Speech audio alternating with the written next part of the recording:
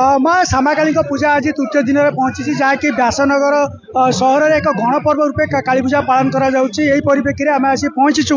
कोपंड काली पाखे मंडप में पहुंचीचु आपको देखा चाहिए कालींकर जो निज रूप रही कालींकर जो भयंकर रूप रही भक्त मैंने आसुँच देखापी आसुँच आम सहित बर्तमान जड़े भक्त अच्छा पचारा कौन केमती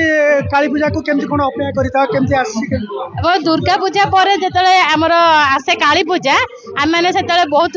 माने खुशी सहित अपेक्षा कर काली पूजा को मु तो एबे 2टा जगह बुली किंतु आम जाजपुर रोड 18टी जगह काली पूजा होची सब जगह ठाकुर एमती बहुत जगह होती जमीती पूरा जीवंत मूर्ति आउ गोटे गोटे जगह पूरा माँ भयंकर भी रूप देखा मिलूँ जो बारुआली होती सब जो जगह से माने जेमिति होती माने किछिटा माने समाज को वार्ता देउछंदी आउ केतटा जगह माने पौराणिक ये भी होती हाँ तो से बहुत खुशी लगुच सांस्कृतिक कार्यक्रम भी होची मेलोडी ता सहित मेला जाजपुर रोड बासिंदा बहुत एंजॉय करछंदी काली पूजा को देखुले केंद्र परिवार सहित नहीं आसिक ठाकुर काली देखुं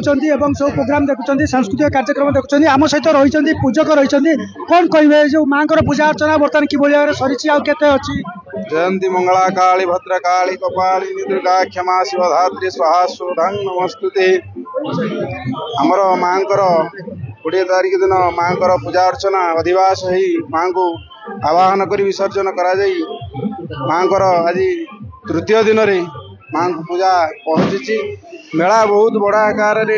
पूजा अर्चना सब भक्त लक्ष लक्ष श्रद्धालु माँ दर्शन आज माँ पीठरे आज उपस्थित होती लक्ष लक्ष आज मेलोडी कार्यक्रम मेला सब उपभोग कर आपण शुणुले कि भाव में कहते माँ को दर्शन कर माँ पूजा रीतिनीति जहाँ रही सब एक प्रकार समस्त सरी विसर्जन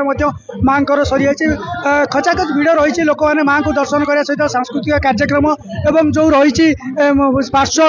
देवादेवी रही दर्शन करें आउ जड़े भक्त अच्छे पचारा केमती कौन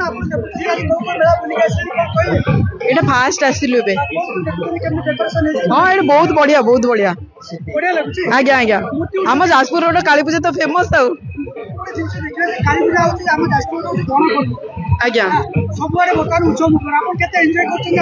बहुत बहुत अधिका